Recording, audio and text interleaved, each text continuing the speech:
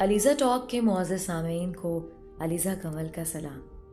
شروع کرتے ہیں آج کی کہانی۔ میٹرک پاس کرنے کے بعد میں کالج میں داخلے کے لیے جتن کرنے لگی، لیکن والد صاحب میری شادی کرنا چاہتے تھے، لہٰذا آگے پڑھنے کی اجازت نہ دی۔ یوں ہی سال گزر گیا، نہ شادی ہوئی اور نہ داخلہ لیا۔ اب والد کو بھی احساس ہوا کہ شادی تو تب ہوگی جب نصیب کا تالا کھلے گا، تب تک لڑکی پڑھ لے گی تو آگے تعلیم اس کے ہی کام آئے گی۔ نئے سال انہوں نے کہا کہ بیٹی آگے پڑھنا چاہتی ہو تو داخلہ لے لو، اگر اس دوران کوئی اچھا رشتہ آ گیا تو پھر تعلیم کو خیر بات کہہ دینا۔ میں نے بھی یہ منظور کر لیا کہ آگے جو قسمت میں ہوگا دیکھا جائے گا۔ میں بہت جلد گھل مل جانے والی ہنس مکھ لڑکی تھی۔ چند دنوں میں کالج میں کئی لڑکیاں سہیلیاں بن گئیں۔ وجہ یہ تھی کہ ہر وقت ان کو ہنساتی رہتی تھی، تبھی وہ مجھے پسند کرتی تھیں۔ تاہم میں نے کبھی کسی پر اپنے دکھ ظاہر نہ کیا۔ کسی دن ذرا خاموش بیٹھ جاتی تو ان کو فکر ہو جاتی کہ آج مجھے کیا ہوا ہے۔ پھر سب لڑکیاں میرے پیچھے پڑ جاتی کہ کیا بات ہے، تم چپ کیوں ہو، کیا گھر میں کوئی بات ہوئی ہے؟ تب میں نہ چاہتے ہوئے بھی ہنس دیتی تھی۔ دن نہایت اچھے گزر رہے تھے۔ میں بس کالج میں جاتی تھی، اگر بس میں بیٹھنے کی جگہ نہ ہوتی تو لڑکیاں کھڑے ہو کر چلی جاتی، لیکن میں کھڑی نہیں ہو سکتی تھی۔ ذرا جو بس سپیڈ سے رکتی میں گر جاتی تھی۔ مسافر مجھ پر ہنستے اور لڑکیاں بھی مذاق اڑاتی۔ ایسا کئی بار ہوا۔ اتفاق سے ایک نوجوان نے بھی میرے گرنے کا تماشا دیکھا۔ جس بس سٹاپ پر میں کھڑی ہوتی تھی، یہ نوجوان بھی اسی وقت اسی بس سٹاپ پر اپنی گاڑی لا کر کھڑی کر دیا کرتا تھا۔ وہ یہاں سے اپنے ایک دوست کو اٹھاتا تھا۔ کچھ دنوں سے میں محسوس کر رہی تھی کہ وہ لڑکا مجھ پر توجہ مرکوز کیے رکھتا ہے۔ وہ ایک خوبرو، خوش لباس اور خوشحال شخص تھا۔ کسی یونیورسٹی کا طالب علم لگتا تھا۔ میں اس کی طرف دیکھنے سے حتی الامکان گریز کرتی، پھر بھی اس کی نگاہیں مجھ کو اپنی طرف تکتی محسوس ہوتی۔ سٹاپ پر اس کی وجہ سے بھی الجھن میں مبتلا رہنے لگی، کیونکہ میرے ساتھ اکثر لڑکیاں بھی ہوتیں۔ تبھی میں نے برقع لینا شروع کر دیا۔ اپنی کار میں وہ سٹاپ کے سامنے سے گزرتا تھا۔ دن یوں ہی گزرتے رہے۔ میں نے اس کی طرف بالکل توجہ نہ دی، لیکن روزانہ وہ میرے قریب سے گزرتے ہوئے آہستہ سے کہتا کہ میں آپ کو ڈراپ کر دوں۔ میں نے کبھی اس کی بات کا جواب نہ دیا۔ ایک دن سب لڑکیاں سٹاپ پر کھڑی تھیں۔ دھوپ بہت تیز تھی۔ تبھی ہم بس کے انتظار میں قریبی دکان میں کھڑے ہو گئے۔ یہ اسٹیشنری کی دکان تھی، جہاں سے ہم کاپیاں، رجسٹر اور کتابیں وغیرہ خریدتے تھے۔ لڑکیاں خوش گپیوں میں مصروف تھیں کہ دکاندار کی آواز پر سب چونک گئے۔ وہ کہہ رہا تھا کہ آپ میں سے جس کا نام شاہین ہے، اس کا فون آیا ہے، سن لیں۔ شاہین تو میرا نام تھا۔ تبھی میرا رنگ زرد ہو گیا۔ میں چپ رہی۔ تبھی میری ساتھ والی لڑکی بولی، فون کسی لڑکے کا ہے یا لڑکی کا؟ جی، کوئی لڑکی بول رہی ہے۔ میں حیران تھی کہ یہ کون سی دوست ہے۔ ابھی میں فون پر الجھ رہی تھی کہ وہ صاحب بھی اسی دکان پر آ گئے۔ میں نے فون پر بات کرتے ہوئے کتابیں اور اینک کاؤنٹر پر رکھ دی تھی۔ بڑی دیر بعد مشکل سے اس نامعلوم سہیلی سے پیچھا چھڑایا۔ فون بند کیا ہی تھا کہ بس آ گئی اور سب لڑکیاں دوڑ کر اس میں سوار ہو گئیں۔ گھبراہٹ میں نے اپنی ایک کتاب اور اینک کاؤنٹر پر چھوڑ دی۔ بس کی طرف تیز قدموں سے چل دی۔ دوسرے دن دکان والے سے اپنی کتاب اور اینک کا پوچھا۔ معلوم ہوا وہی نوجوان میری چیزیں اٹھا کر لے گیا تھا۔ اس نے دکاندار سے کہا کہ میں شاہین کا کلاس فیلو ہوں، اسے دے دوں گا۔ اگلے روز میں پھر دکان میں گئی اور کہا کہ کیا ان صاحب نے میری چیزیں لوٹائی ہیں؟ اس نے کہا ہاں، یہ لیجئے۔ آپ کو نہیں دے پائے، تبھی واپس یہاں رکھ گئے ہیں۔ میں نے اپنی چیزیں اٹھا لیں۔ گھر لا کر کتاب کھولی تو اس میں ایک شعر درج تھا۔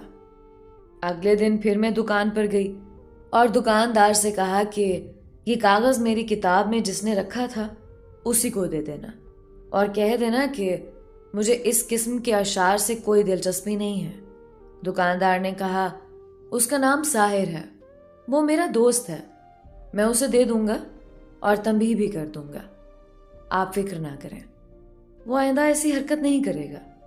یہ کہہ کر اس نے پرچہ رکھ لیا۔ میرے ساتھ عقیلہ تھی، وہ بولی شاہین پلیز اس کو مت ٹھکراؤ، کتنا اچھا لگتا ہے وہ، خوبصورت آنکھوں والا، میں تو اس پر مرتی ہوں۔ میں نے جواب دیا تم مرتی ہو تو مر جاؤ، بلکہ چلو بھر پانی میں ڈوب مرو، مجھے اس قسم کے گانوں والے شعروں سے چڑ ہے۔ اس کے بعد وہ روزانہ مجھے اس دکان پر فون کرنے لگا۔ عقیلہ میری بجائے خود دکان پر جا کر اس کا فون سنتی، میں اسے منع کرتی لیکن وہ نہ مانتی۔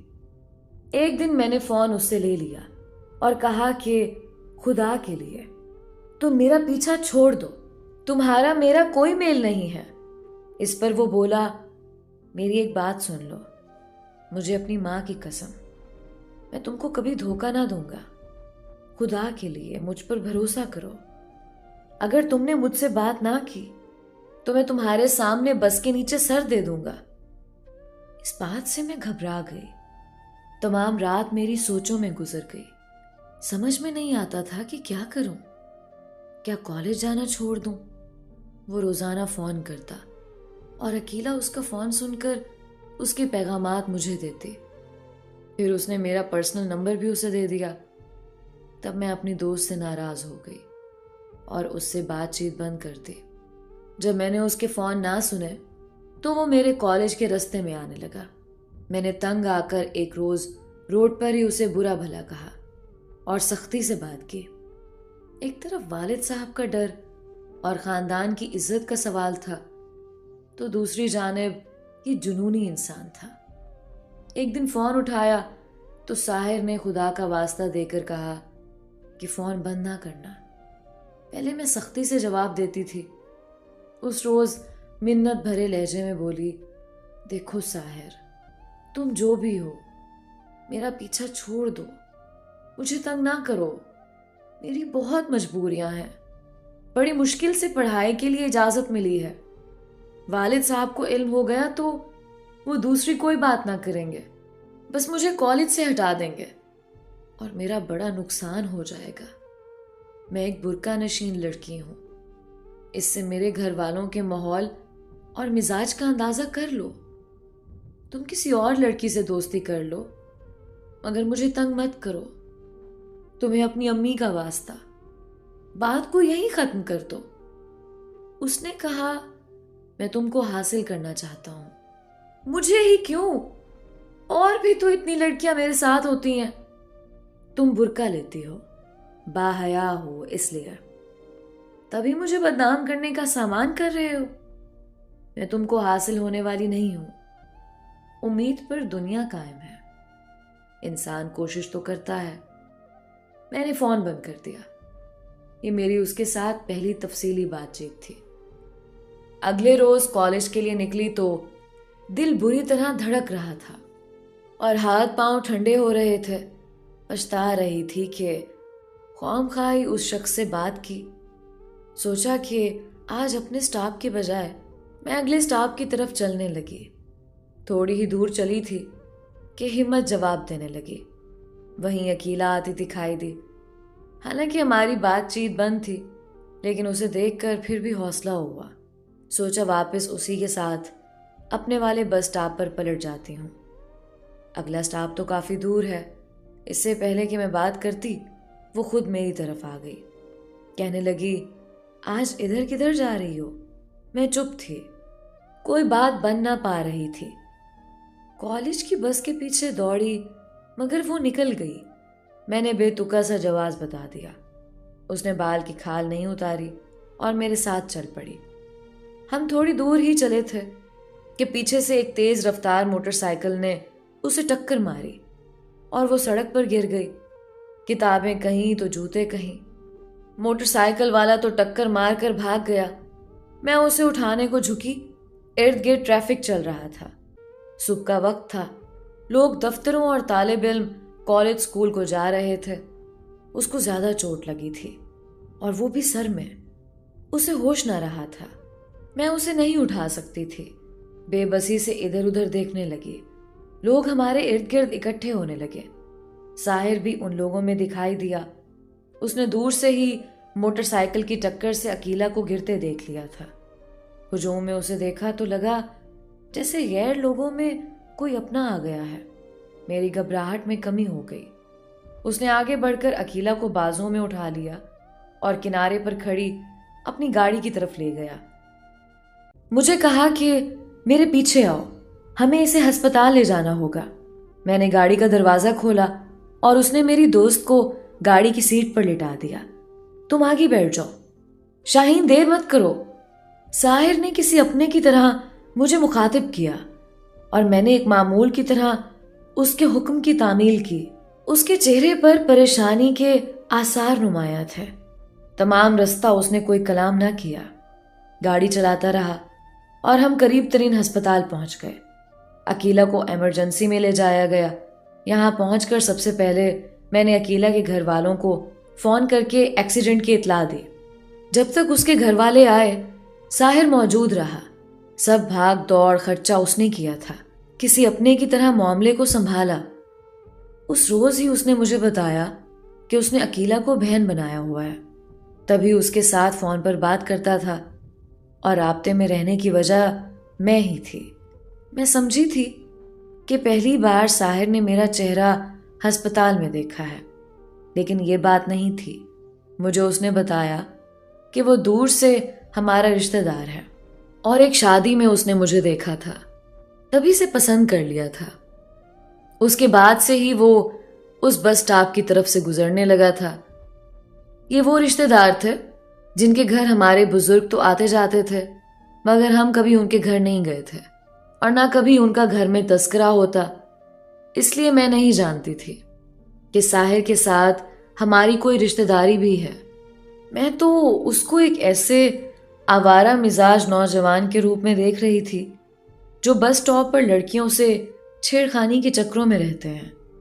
جب عقیلہ کے والدین آ گئے تو اس نے جانے کی اجازت لی۔ مجھے بھی جانا تھا، کب تک ہسپتال میں ٹھہرتی، لیکن آنٹی اور انکل کے سامنے میں نے ساحر سے کلام نہیں کیا اور نہ یہ کہا کہ میں نے بھی جانا ہے۔ جب وہ ہسپتال سے نکل گیا تو 15 منٹ بعد میں نے آنٹی سے کہا کہ مجھے اجازت دیجیے، میں عقیلہ کو دیکھنے امی کے ساتھ شام کو آؤں گی۔ ابھی میرے گھر والوں کو علم نہیں ہے کہ میں کالج کے بجائے ہسپتال میں ہوں۔ آنٹی بولیں، بیٹی تم اکیلی گھر چلی جاؤ گی یا تمہارے انکل تم کو چھوڑنے جائیں؟ انکل کا اس وقت یہاں موجود رہنا ضروری ہے، میں چلی جاؤں گی، رکشہ لے لوں گی، آپ فکر نہ کریں، میں گھر پہنچ کر فون کر دوں گی۔ وہ بھی بہت پریشان تھی۔ ابھی عقیلہ کو ہوش نہیں آیا تھا، سڑک پر اس کا سر زور سے ہٹ ہوا تھا، سو وہ ابھی تک بے ہوش تھی۔ انہوں نے مجھے اکیلے جانے کی اجازت دے دی۔ جب میں ہسپتال سے نکلی تو باہر ساحر کو منتظر پایا۔ اس نے کہا، برا نہ مانو تو تمہیں تمہارے گھر یا کالج جہاں کہو ڈراپ کر دیتا ہوں۔ میں نے ذرا دیر سوچا، کالج کا وقت تو نکل گیا تھا۔ اللہ پر بھروسہ کر کے اس پر بھی بھروسہ کر لیا اور اس کی گاڑی میں بیٹھ گئی۔ مجھے گھر کے پاس ڈراپ کر دیں، میں نے کہا۔ شکریہ میری عزت افزائی کا، وہ بولا اور گاڑی چلا دی۔ پہلی بار کسی اجنبی کے ساتھ اکیلی گاڑی میں بیٹھی تھی۔ اس کی تو مراد برائی تھی، لیکن میرا دل بری طرح کانپ رہا تھا۔ کچھ گرمی اور کچھ خوف سے پسینے میں نہا گئی تھی۔ نقاب منہ پر پڑا تھا۔ بڑی مشکل سے میں نے تھوک نگلتے ہوئے سوال کیا، آپ کدھر سے جا رہے ہیں؟ ہم پشاور سے جا رہے ہیں، اس نے جواب دیا اور ہنس پڑا۔ پھر بولا، خاطر جمع رکھو، کیوں ڈر رہی ہو؟ میں تم کو بھگا کر نہیں لے جاؤں گا، تمہارے گھر پر ڈراپ کر دوں گا۔ رستے میں 2-4 مختصر باتیں ہوئیں۔ اس نے مجھے اپنی رشتہ داری کے بارے میں سمجھایا کہ اس کے دادا اور میرے دادا آپس میں کزن ہوتے تھے اور جب ہم چھوٹے تھے تو ان کا ایک دوسرے سے ملنا اور آنا جانا ہوتا تھا۔ شادی بیاہ خوشی غمی میں شریک ہوتے تھے، مگر تیسری نسل کے آتے آتے یہ میل جول باقی نہیں رہا۔ عقیلہ کو ٹھیک ہونے میں 1.5 ماہ لگ گیا۔ 2 ماہ بعد اس نے دوبارہ باقاعدگی سے کالج آنا شروع کر دیا۔ اس کی غیر موجودگی کا یہ عرصہ میں نے بڑی مشکل سے کاٹا۔ کالج میں دل ہی نہ لگتا تھا۔ اس عرصے میں 3 بار میں امی کے ساتھ اس کے گھر عیادت کو گئی۔ اس کا گھر ہمارے گھر سے اگلے محلے میں تھا۔ اس واقعے کے بعد سے جب میں اکیلی کالج جاتی تھی تو چند بار ساحر بس سٹاپ پر آیا اور مجھ سے گاڑی سے اتر کر بات کی۔ کہا کہ میں تم کو کالج چھوڑ دیتا ہوں، مگر میں نے انکار کر دیا کہ میں روز تو تمہاری گاڑی میں بیٹھ کر نہیں جا سکتی۔ اس کے باوجود وہ روز کالج کے وقت پر گاڑی بس سٹاپ کے نزدیک کھڑی رکھتا تھا، مگر میں بس پر ہی کالج جاتی رہی۔ جب وہ دکھائی دیتا تو حیا سے میری بری حالت ہو جاتی۔ جب عقیلہ ٹھیک ہو کر کالج آنے لگی تب اس کے توسل سے آہستہ آہستہ حجاب کے پردے سے رکھنے لگے۔ وہ مجھے زبردستی کھینچ کر اس کی گاڑی میں لے جانے لگی۔ میری طرف سے بھی مزاحمت میں کمی آ گئی تھی۔ وہی ہوا جو اس عمر میں اکثر ہوتا ہے۔ میں اور عقیلہ کالج کے بعد ساحر کے ساتھ تپتی دوپہروں میں پارکوں میں، جب وہاں کوئی نہ ہوتا، جا کر بیٹھ جاتے۔ عقیلہ ساحر سے زیادہ اور میں کم بات کرتی۔ میرے دل میں بھی ساحر کے لیے پسندیدگی کے جذبات نے جنم لے لیا تھا۔ وہ کہتا کہ کبھی تم اکیلے میں میرے ساتھ سیر کو چلو، لیکن میں نے اس کی یہ بات کبھی نہ مانی۔ اس نے وعدہ کیا کہ تعلیم مکمل ہونے کے بعد وہ اپنے والدین کو میرے والدین کے پاس رشتے کے لیے لے کر آئے گا۔ اس طرح اس نے میرے دل میں امید کی جوت جلا دی تھی۔ مجھے اچھی طرح یاد ہے جب میں نے اسے گرمیوں کی چھٹیوں کی خبر سنائی تھی تو اس کی آنکھیں بھیگ گئی تھیں۔ پھر جب میں نے اسے آخری دن بتایا کہ میں کل سے کالج نہیں جاؤں گی، یہ گرمیوں کی چھٹیاں ہو گئی ہیں، تو اس نے کہا کہ میرا کالج تمہارے کالج سے چند قدم آگے ہے۔ اس بار فائنل امتحان کے بعد میں کالج چھوڑ دوں گا کیونکہ میرا FSC مکمل ہو جائے گا۔ پھر نہ جانے ہم کب اور کیسے ملیں۔ آج پہلی بار میرا دل اس کی جدائی کے تصور سے گھٹ رہا تھا، اور پھر ہم 2 ماہ کے لیے ایک دوسرے سے جدا ہو گئے۔ یہ 2 ماہ 2 سال بن کر گزرے۔ جب چھٹیاں ختم ہو گئیں تو میں چھٹی کے وقت اسے کالج سے باہر والی اسٹیشنری کی دکان پر ملی۔ اس نے جذبات سے میرے ہاتھوں کو اپنے ہاتھوں میں لے لیا اور کہا کہ میں والدین کے پاس گاؤں جا رہا ہوں، یہ بتانے کہ میں نے شادی کے لیے جس لڑکی کو پسند کیا ہے وہ ہماری رشتہ دار ہے۔ میں جلد ان کو رشتے کے لیے تمہارے والدین کے پاس لاؤں گا۔ وہ چلا گیا۔ میں اس کی جدائی میں تڑپ تڑپ کر روئی، مگر کیا کر سکتی تھی؟ عقیلہ کے ذریعے اس کے خط مل جاتے جس سے دل کو تسلی ہو جاتی۔ پھر اچانک اس کے خط آنے بند ہو گئے۔ ایک دن عقیلہ نے بتایا کہ ساحر آ رہا ہے۔ میں یہ سن کر خوش ہو گئی۔ اس کے بعد وہ کئی بار ملا۔ وہی چاہت تھی، لیکن ہم بہت تھوڑے وقت کے لیے ملتے تھے۔ عقیلہ ساتھ ہوتی تھی، یوں دل کی باتیں دل ہی میں رہ جاتی تھیں۔ کبھی کبھی مجھے اس کی نیت پر شک ہوتا، پھر خود کو تسلی دیتی کہ نہیں، اس نے وعدہ کیا ہے تو ضرور نبھائے گا، اپنے والدین کو رشتے کے لیے لے کر آئے گا۔ کالج کے 4 سال پورے ہونے کو تھے، اب مجھے گھر بیٹھ جانا تھا۔ یہ وقت میرے لیے انتہائی تکلیف دہ تھا۔ مجھے معلوم تھا کہ میں گھر بیٹھ جاؤں گی تو میرے رشتے آنے لگیں گے، اور تب میں والدین کو روک نہ سکوں گی۔ وہ کسی نہ کسی کو پسند کر لیں گے، اور مجھ میں اتنی ہمت نہ تھی کہ والدین کو اپنی پسند سے آگاہ کر سکوں، ساحر کے بارے میں بتا سکوں۔ آخر وہی ہوا۔ ایک روز امی نے کہا کہ بیٹی، تمہارے ماموں تمہیں بہو بنانا چاہتے ہیں، تمہارا کیا خیال ہے؟ میں نے جواب دیا، امی میں ابھی شادی نہیں کرنا چاہتی۔ وہ بولیں، کیوں؟ کیا وجہ ہے؟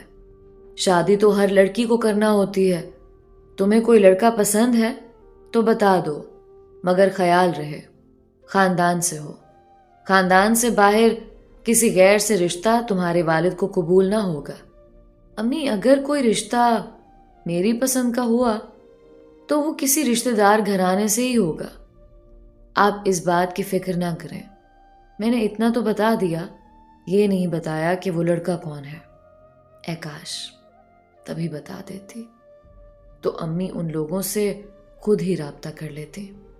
کچھ دن گزرے تو ماموں مانی آ گئے۔ امی نے پھر مجھے کہا کہ یہ تمہارا رشتہ لینے آئے ہیں، تمہارا ماموں زاد شکیل انجینئر ہے، یہ بار بار آئیں گے۔ میں کیا جواب دوں؟